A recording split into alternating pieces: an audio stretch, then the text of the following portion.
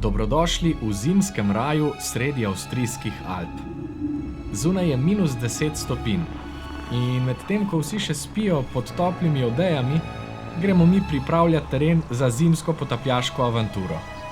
Namenjeni smo na sredino zaledenelega jezera, kjer bomo postavili tabor in naredili nekaj lukenj. Danes se bomo namreč potapljali pod ledom.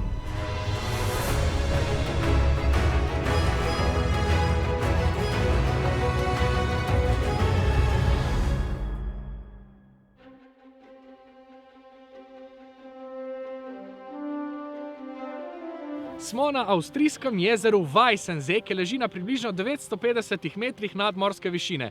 Kaj rečem mislim dobesedno, smo na tem jezeru. Weißensee je belo jezero, zato ker skoraj v celoti zamrzne in mi zdaj ta hip stojimo gor in skačemo. Ali dober? Jaz se bom danes prvič potopil pod debel led. Plast ledu je tukaj debela nekje okrog 14 cm in tega se ful veselim. Po drugi strani me je pa tudi malo strah.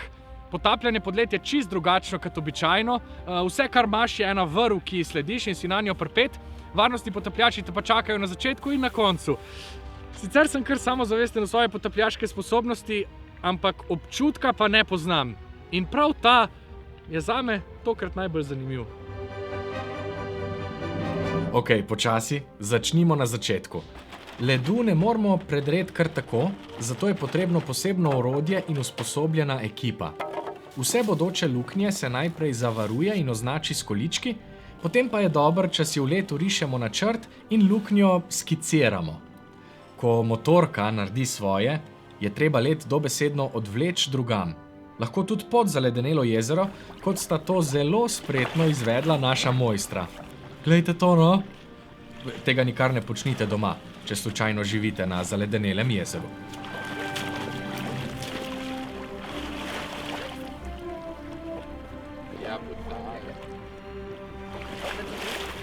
Mi smo naredili 4 luknje, 2 za krajšo in 2 za daljšo dolžino potopa. To pomeni, da se lahko hkrati odvijata 2 potopa pod ledom. Krajša razdalja med luknjama meri dobrih 15 metrov, daljša pa dobrih 20 metrov. Drugač, mi zdaj to snemamo, da zgleda ful cool, pa da sem skoraj sam. Tukaj sem na delavnicah, organiziranih, tako da je poskrbljeno za varnost. Edina težava je, da so delavnice v nemščini, jaz pa nemško ne govorim. Brez skrbi, navodila sem vseeno dobil. Ledeni rekorder Nick Linder je bil vodja delavnic in poskrbel je za dobro pripravo. Sam sem prvič spoznal postopek potapljanja pod ledom. Meni je bil kar zanimiv. Ok, naredimo en test temperature.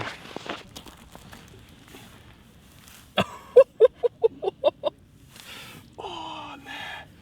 Ful bolj mrzla, kot sem upal. Zunaj sploh ni tako hladno. Voda zelo mrzla. Pred vsakim potopom se prepričamo, da je v vsaki luknji po en varnostni potapljač. Ta spremlja potapljača iz luknje, torej se z njim ne potopi. Če bi prišlo do kakšnih zapletov, pa sta varnostna potapljača tista, ki prva ukrepata. Logično. Na površini ledu vse spremlja še kopenski nadzornik. Ta lahko hkrati komunicira z obema luknjama in koordinira potop. Ponavad se med sabo sporazumevamo z rokami, ker zaradi neoprena in vode slabše slišiš, pa še razdalje so kar velike. Pravilo rok je enostavno. Varnostni potapljač jo dvigne, ko vidi potapljača. Ko ga ne vidiš več, roko spustiš in na ta način skupaj spremljamo pot tistega, ki se potaplja. Dobro, pokrili smo dogajanje nad ledom, kaj pa se dogaja spodaj? Med luknjama je napeta varnostna vrv, na katero se potapljač pripne. Ta ga zavaruje, da ne bi zašel izven smeri potopa.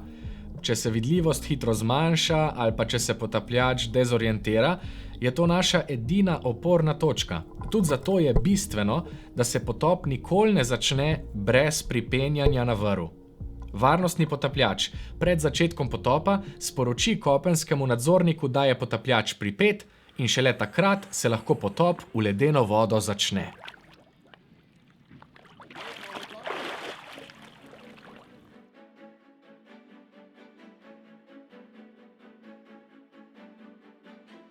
Avstrijsko jezero Weissensee je ledeniško jezero.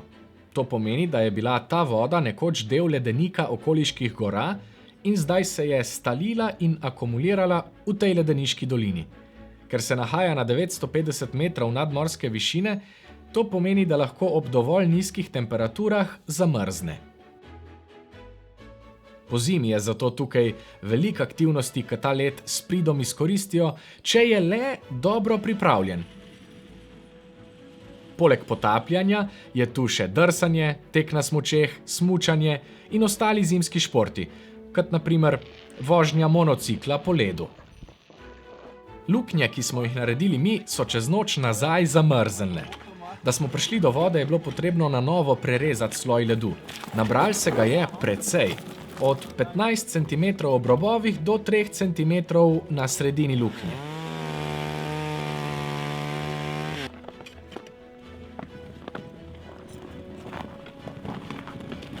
Če so ti kvadri ledu potem dovolj veliki, se prodajo naprej izdelovalcem ledenih skulptur. Manjši kosi pa ostanejo pri nas za okras ali pa dodatno hlajenje.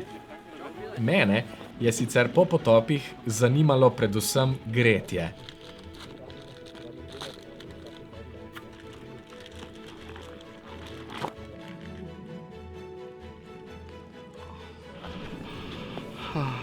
To je čaj drugač.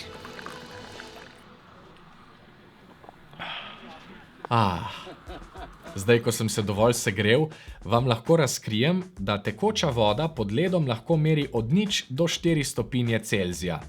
Morda presenetljivo pa je dejstvo, da je voda najtoplejša na dnu jezera.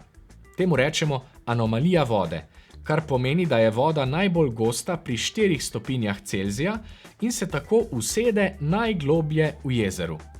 Tudi zato se v teh zimskih razmerah večina živali zadržuje na dnu jezera. Zdaj, ko z gotovostjo vemo, da se ne bom spremenil v ledeno kocko, se lahko mirno potopimo. Če še niste pogledali mojega prejšnjega videa o potapljanju pod ledom, ga dejte nujno. V njem smo se veliko bolj osredotočili na občutek plavanja pod ledeno gladino brez mojega pametovanja o zakonih fizike, geografije in varovanja. V tistem videu ste nam kar precej vprašanj zastavili v komentarjih, česar sem ful vesel, na nekatera sem poskušal odgovoriti že tekom tega videa, nekatera so mi pa še ostala in na njih bom odgovoril zdaj v tem fotofinišu. Koliko časa si bil približno pod vodo? Potapljamo se na vdih, torej so naši časi potopov relativno kratki. Pri meni je bilo to od nekje 30 sekund do minute pa pol. Na koncu, ko sem že veliko snemal pa hotel dobiti dobre kadre, sem bil pod vodo kar dolg.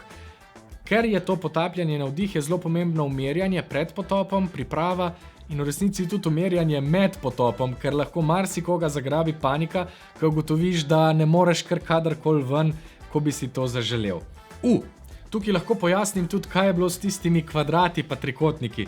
Nekdo je zelo bistro to opazil v prejšnjem videu. Fora tega je, da je pri nas kvadrat vedno bil vstopna luknja, trikotnik pa vedno izstopna luknja.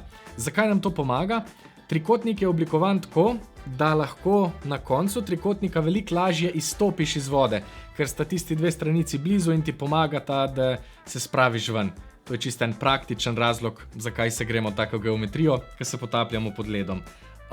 Še eno vprašanje je bilo, o debelini neoprena, pa v maski. Masko sem napisal že v komentar, to je ena navadna mikromask. Moj neopren pa je bil debel 7 mm. To je kar velik, kar ste najbrž tudi opazili v kadrih, ko kaj govorim, ko mi premikam usta že zaradi mraza, ta debel neopren na mojem obrazu pa bi tudi ne pomaga kaj dost. Nekdo je napisal, da naslednjič pa brez neoprena, kot Wim Hof.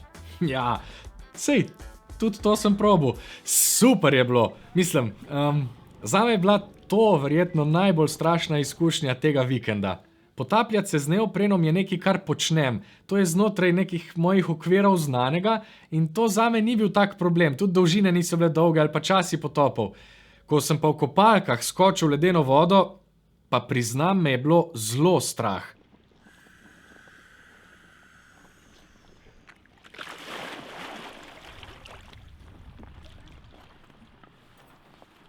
to je res mrzel. V glavo me je pekel, nisem vedel, kaj naj, koliko hitro naj se premikam in sam upal sem, da bom zvozil do konca. Od zunaj je najbrž izgledalo smešno, pod vodo je bilo pa kar adrenalinsko in napeto.